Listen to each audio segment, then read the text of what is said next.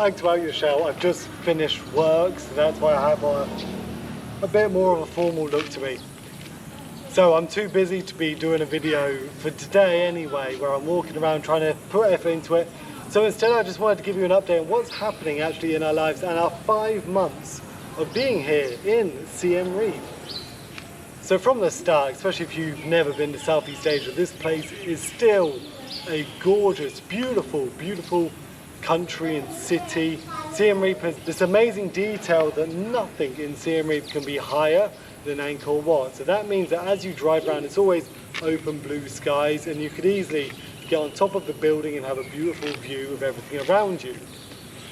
Over the 5 months, there have been no issues. There's been no dramas.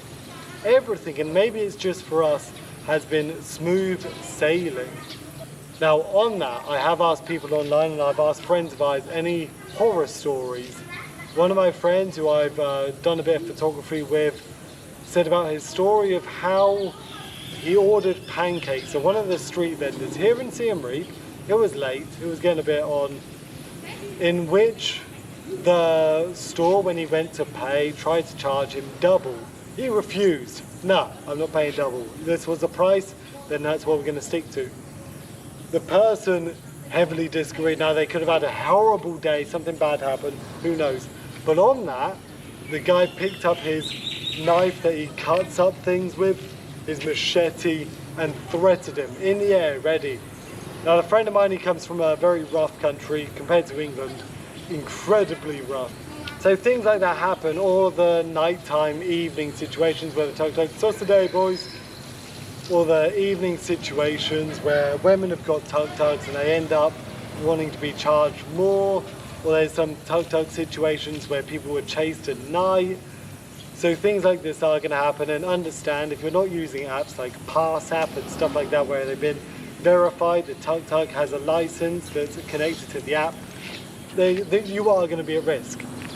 But like London and the candy shops that were caught out as counterfeiting, there's a drug thing that was happening with many of these shops that were very famous American candy shops.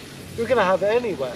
So again, have the wits about you, be able to have confidence and capability to deal with the situation, and then from that you'll be a lot safer. As of recently, we're trying to figure out a situation that allows us to live not comfortably. I don't believe in living comfortably. I don't want a $1,000 a month apartment with a swimming pool. I don't want it.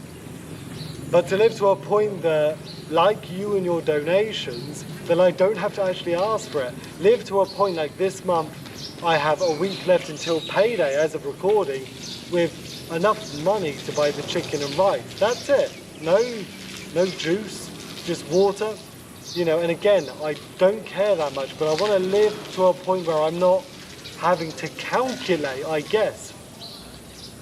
So from that, Isa's started her own bakery, her own baking, which is now being sold through schools and through Facebook. And from that, God, that looks nice. Some of the kids are using a hose to cool down, and I've been out on my feet all day. So trying to form the bakery, grow this business, because shamefully the bread, the pastries here taste absolutely horrible. So Isa's doing that. Myself, hopefully starting to import if it goes well. We're on a bit of string with this one, but if we're able to import supplements, protein, BCAAs, pre-workouts, all these things, because here, incredibly limited at a high price. So we can undercut that business, start something here, me and a friend of mine, potentially one more. Perfect. And it'd be great for me to get back into the gym and actually fit again, because I went from doing incredibly well, looking like a badass Viking, to eating Isa's baking products every day. Ooh, I don't want to be one of them expats. No offense to any expat that watches this. Here, you have more capability to take care of yourself. I see way more people relax than they do focus on their health. So that's the next thing.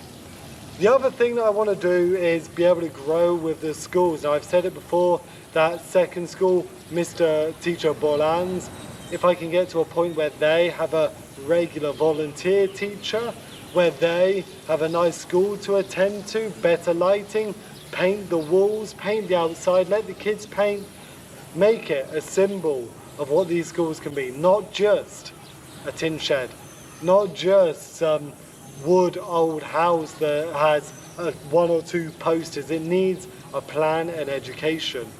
So that's what's happening here, guys. I don't really have anything to say for this video. This is me ranting. Me personally, I had a very depressing day on Sunday. It's one of the days of the years where something happened and you feel crap. I went to one of the spiritual communities here. It's sad to say, as I was getting set up at the entrance, there's a couple of obvious young drug users. One of them comes up, tries to be nice, but you see him eye up, like I'm getting a tripod out, a GoPro, my bag has some techie things. He was asking for water, but it's sad. And I really hope people don't sink low enough to mug you during or inside of these religious sites where the monks live, where the monks are. So anyway, let's get back to it. In which it was a free community event, and we did some breath work. There was like some sort of seance and calling of the spirits, and yoga. The yoga was good. And I know what I look like, guys. I know that I wear a wooden bracelet, the dreadlocks, the peace tattoo, dream catcher, animals tattoo. And I want to be really into this and believe in this stuff. And I'll be honest, this isn't anything against the people that enjoy it. The only good part of that was the yoga, the stretching. The rest of it felt like I was being told a story by a teacher. You know, you say in class, they tell you a story. That's all it felt like. So it's weird. So anyway, that was the day. On a day where I felt low, I thought that was going to help me, distract me, meet some good people. But to be honest, it just felt like, I hope they don't watch this because I don't want to offend anyone, but I'm being honest. It felt like some people who had a bit of experience in the spiritual community made something together, but it felt like just trying to get people into some money thing. There was no real connection. I didn't end up meeting anyone in that thing properly. There was no opportunity to grow a relationship, and that means more than some spiritual woke chanting. So yeah, that was it for me. Anyway, this is like a rant video, really. I do want to say, I was talking to an American, right? And I said to him, what do you think of America? Because my opinion on the West is probably what they have the same about Cambodia and the powers here. America to me is this drama central of the world where your leaders are just as corrupt as anywhere else, but you think that you have some sort of freedom to vote. And he said to me how it's more free than here. This is what I came of this discussion. If you're a foreigner from a Western country and you can earn that currency, coming here gives you the freedom that you want. If you're a local and you go to America or UK or Europe and you're able to get in with that system, there is a freedom you'll never have here because you're in survival state. It was a great discussion that sort of brought around some thoughts. Yeah. But anyway, guys, let me end this with a quick question. To those of you that have donated, amazing, thank you. Links are down below. I'm not doing anything this weekend because I'm tired. I'm not only doing what you see, I do a lot of other things. So thank you for that. And I want to put a message to you. Some of you from the US, from Europe, anyone that's outside. So what's today, boys? Any of you that are outside of Cambodia, what's your thoughts of Cambodia before you come here? Have you been here before? What was your experience here? Is it a sense of freedom and enjoyment and simple happiness?